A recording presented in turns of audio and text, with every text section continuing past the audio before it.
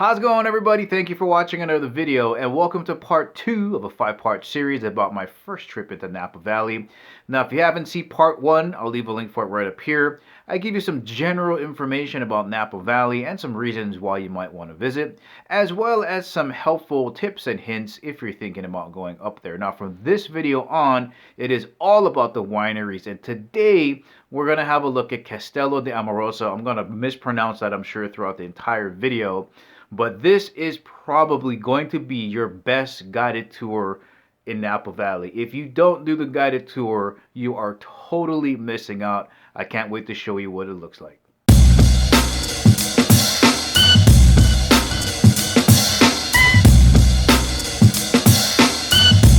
Castello di Amorosa, located in northern Napa Valley. It's up there in Calistoga, the blue area. And I'm just going to read off these individual bullet points because they are all ridiculously impressive. Authentically built, 13th century medieval Tuscan style castle and winery. Medieval designs and construction methods were employed to create the Castello. 30 years in the making, 15 years of actual construction. We're talking hand chiseled bricks, guys. 136,000 square feet or 3 acres of rooms. 5 defensive towers with battlements, 2,000-pound hand-hewn doors. We're going to see that from Italy. 107 distinctive rooms with 95 of those devoted to winemaking. 8 levels. You got 4 above ground and 4 underground. All ironwork, including lamps, gates, and door hardware, was hand-forged by Italian artisans. All doors and windows were made by Italian artisans and feature leaded glass in windows. Old school stuff. Over 200 containers of handmade antique bricks, tiles, doors, windows, and furnishings were brought over from Europe. And there are tons of rooms that we're going to go over, but here's just a few. You got the 5 towers, ramparts, 3 courtyards, the Great Hall, the Noble's apartment, church, deep hall. There is a ton. Let's have a look.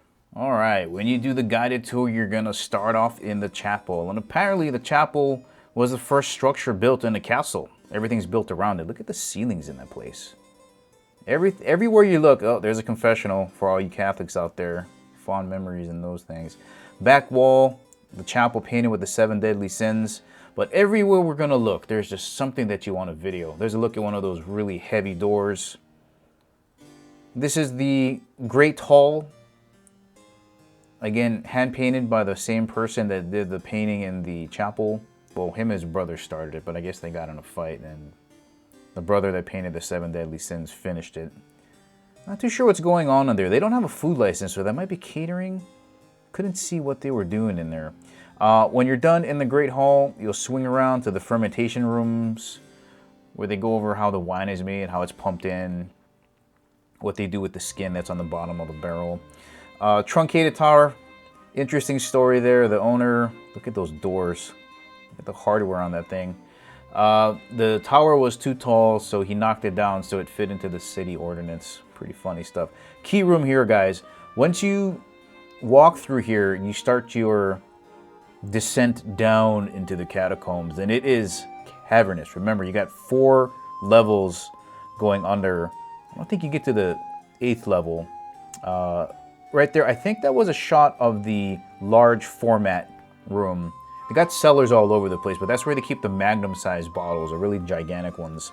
But you can just see how cavernous this place is. Just wine chilling out, 55 degrees, 50% humidity. You can get lost in there. Pretty sure my tour guide was getting irritated with me because I kept falling back and kind of taking video shots from all over the place. They don't sell their wines. Castello does not sell their wines in stores. You can only get it. I think that room back there might be Vittorio's room, the owner's great-grandfather. But again, they have cellars everywhere. But yeah, they don't sell their wines to stores. You can only get it at the winery or online. And remember, if you're going to order it, don't order during the summertime if you live in hot places, because you don't want to cook your wine and shipping. This area was magnificent. This is where it started getting a little bit creepy. So you got really old wines going down this corridor. There's like 5 cellars on each side. That freaked me out. I didn't notice that some of the rooms had paintings in them. This is the hallway down going into the armory. They have different events throughout the year. So from what I understand, they have like a Halloween ball. I don't know if that's the same thing as the pagan ball, but they hire actors to hide throughout different levels to scare you. That there is a legitimate dungeon that goes down, I think, into the 4th level. Here's the torture room. Iron Maiden there. Can you imagine walking through this place? Like, that's a legit haunted house area. That's why I love this tour. It's going to be hard to find. Well, I mean, if you're into these kind of things. I didn't realize a rack had spikes in it too. That's really gory. But it's going to be hard to beat this tour.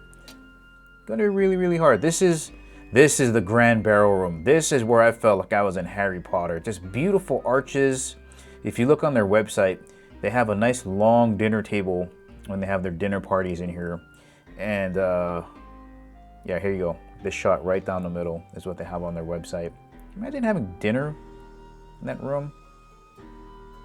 When you're done there, you go out onto the tasting room, the private underground tasting room. I would suggest getting the chocolates because they will tell you what chocolate to eat with what wine. Yeah, it's pretty good stuff. Look at all those bottles. And just remember this also. They're going to get you liquored up on purpose because they're going to want you to buy stuff from the store. But look at the store. Look at this place. Look at the gift shop. You just want to take videos of everything. There's also a tasting counter. Oh, look at that. There's the tasting room in the gift store. It's hard. Everywhere you turn, you want to video something because it's so magnificent. That's the ending of the tour, the guided tour portion. So you go up those stairs and you can do your self-guided tour.